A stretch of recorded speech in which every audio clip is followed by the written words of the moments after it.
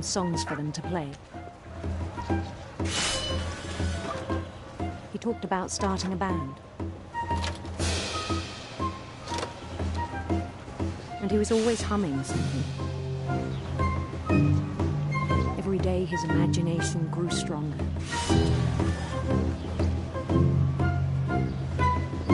He no longer spoke at the cannery.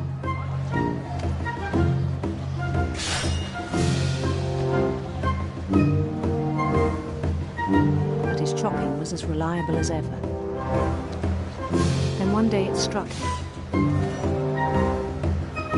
that all the cheering crowds, even the stones under his feet, were all in his imagination. So he could do whatever he wished.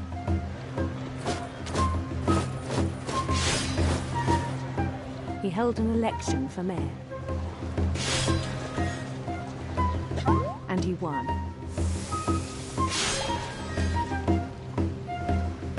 They begged him to stay, but his mind was already wandering. It became a game for him.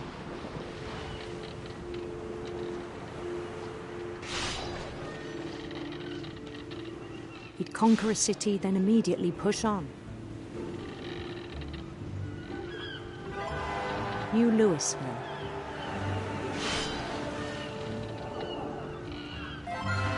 St. Louis. He started drifting away from our reality.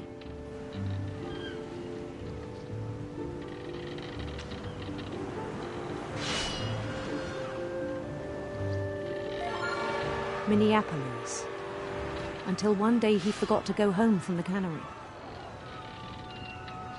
Even as his mother pleaded with him, part of Louis kept sailing on.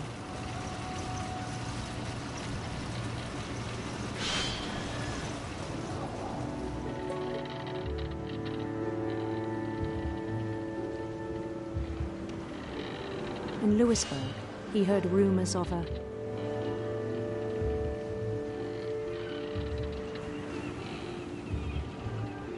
handsome queen.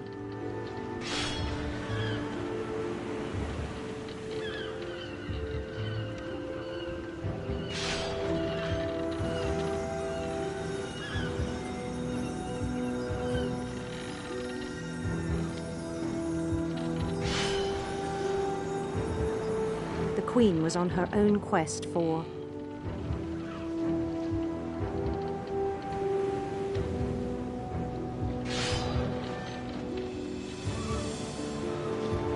sinister serpents.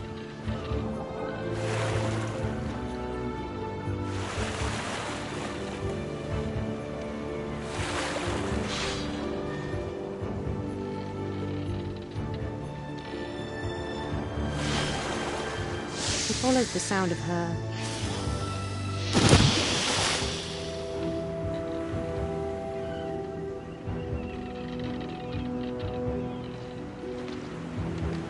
silver harp.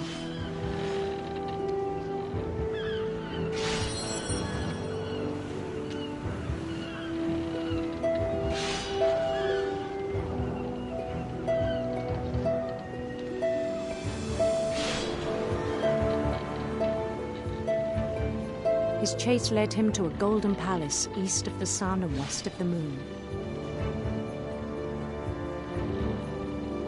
Even then, his logic remained sound.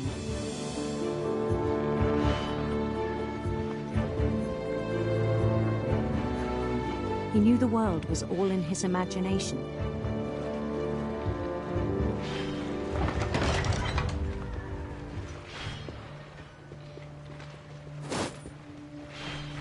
But he was so proud of having created it.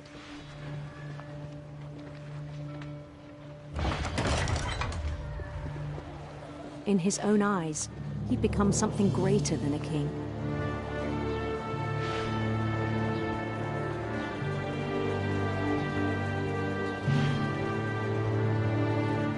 For someone who'd never known success in the real world, I think it was overwhelming. And then it struck him that the real Louis was not the one chopping salmon, but the one climbing the steps of a golden palace.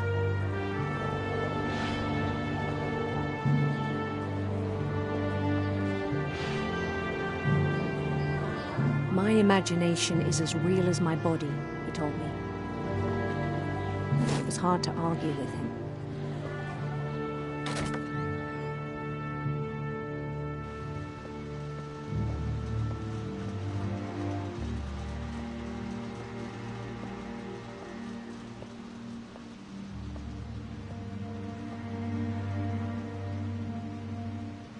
He began to forget the world we know.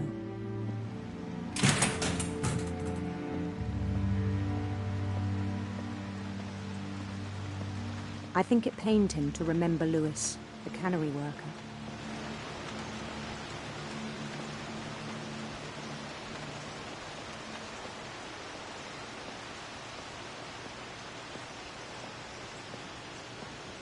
He began to despise the man with a royal contempt.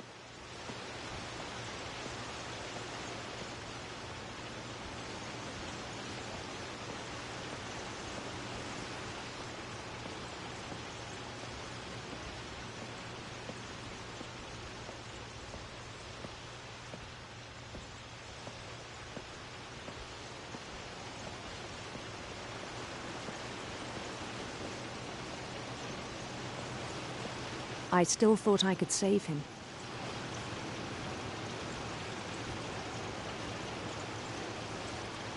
Even after he said he was being crowned king over all the lands of wonder.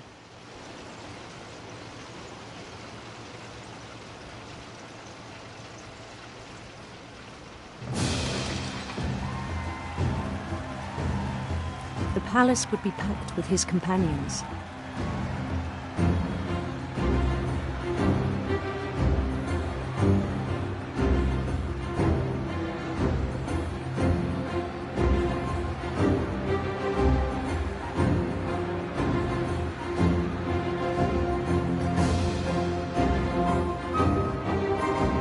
Including the wise Calico who'd insisted on inviting him.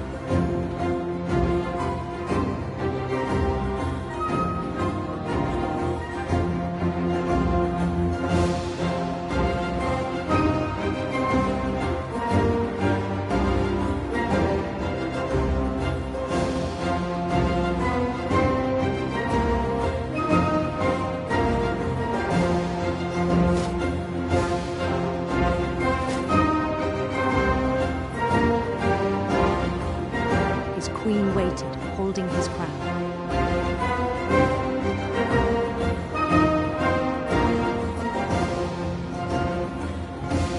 There was only one thing left to do.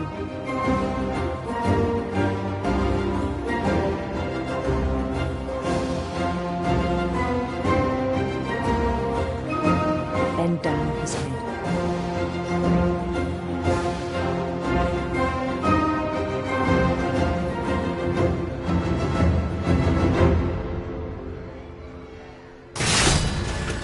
I think you know.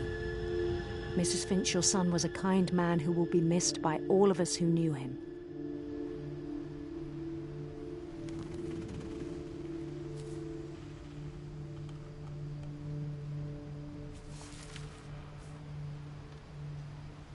My brother was really cool. I wish you could have met him.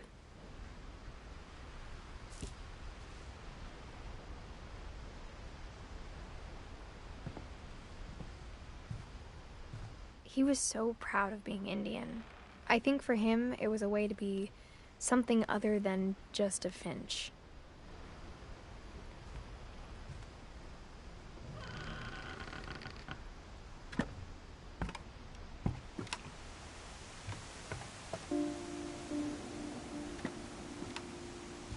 On the way back from Lewis's funeral, my mom told me to start packing.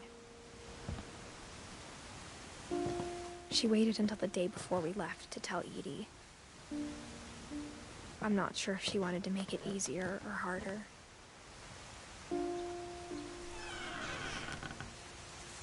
I wish we'd stayed.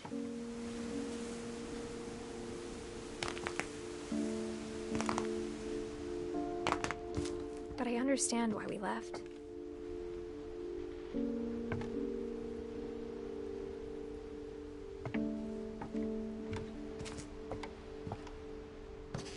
My mom ended up leaving everything behind.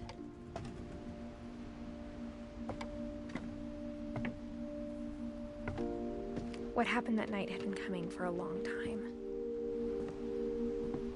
Maybe it should have come sooner.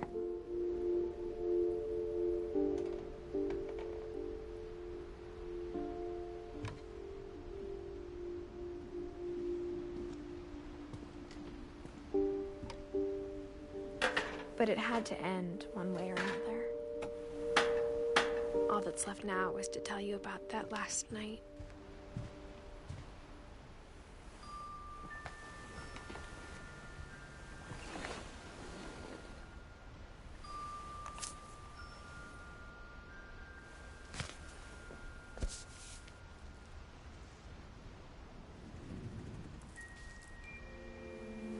That whole last day, Edie just watched us pack and didn't say a word. Until supper, when she raised her glass and said, "To our final night together, and all our final nights apart." Grandma, you know what I said about alcohol. Some of your medications are very Edith, specific. I left a present for you in the hallway. Why don't you go open it?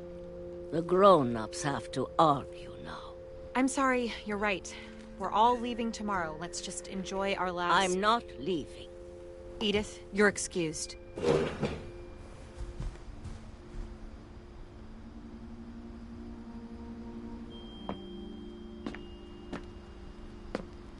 the power had been shut off that morning, but Edie always had plenty of candles. When my mom sealed the library, I don't think she knew about the other entrance. Or that Edie had a key to it.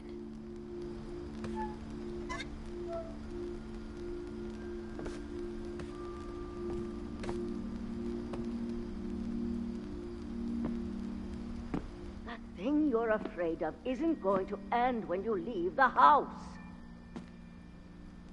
Edith has a right to know these stories. My children are dead because of your stories. I think it's best if Edith and I leave tonight.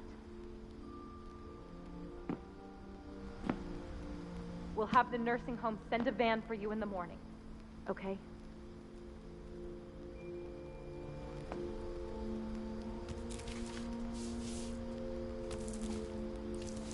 Dear Edith, there's so many stories I wish I could tell you, but there's only time for one. This is about what happened on the night you were born. That night, the tide went way, way out.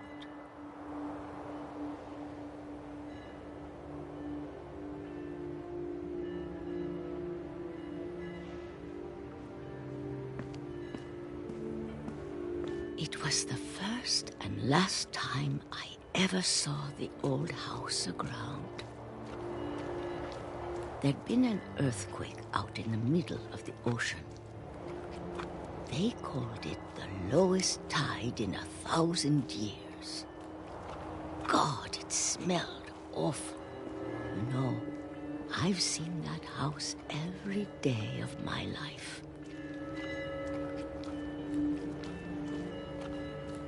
But I never thought I'd go back to it. When the fog rolled in, I lost my way.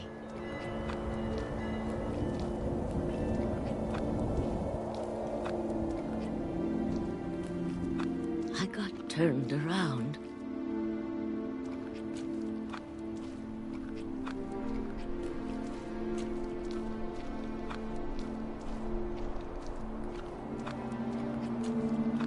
For a while, I wandered.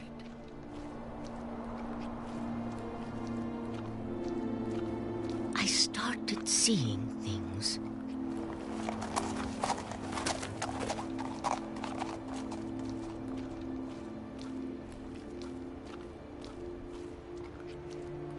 Things I'd forgotten had ever existed.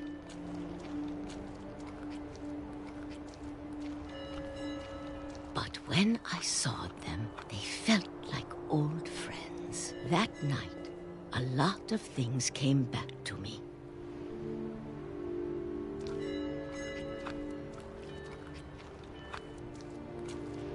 Or maybe I came back to them.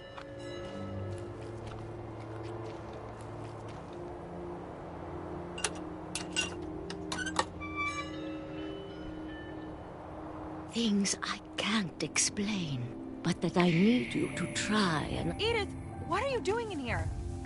It's mine. Edith! Mom, you're gonna rip it! Let go! I kicked and screamed, but Mom dragged me to the car. I never saw Great-Grandma Edie again. The next morning, the van came to pick her up, but she was already gone. After that, we moved around a lot.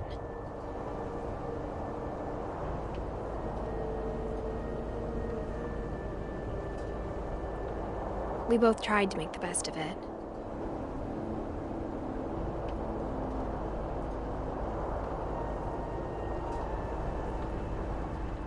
A few years went by.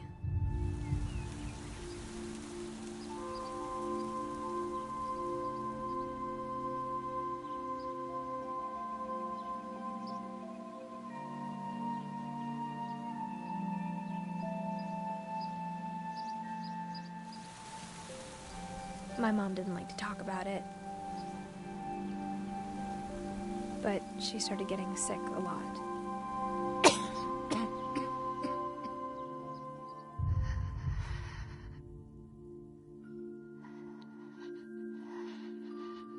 She got better for a while, and then she didn't. And then I was alone. The last Finch left alive.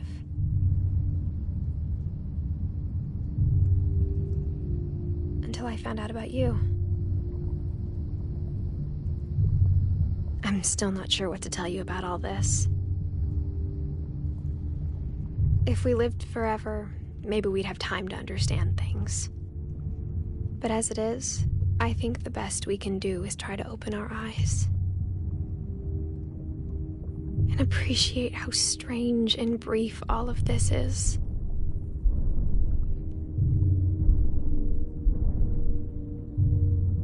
This journal was supposed to be for you. But now I hope you'll never see it.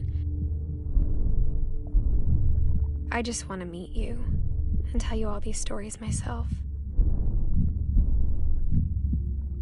But I guess if you're reading this now, things didn't work out that way.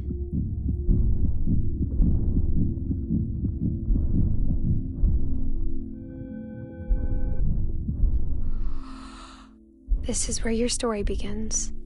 I'm sorry I won't be there to see it. It's a lot to ask, but I don't want you to be sad that I'm gone. I want you to be amazed that any of us ever had a chance to be here at all. Good luck.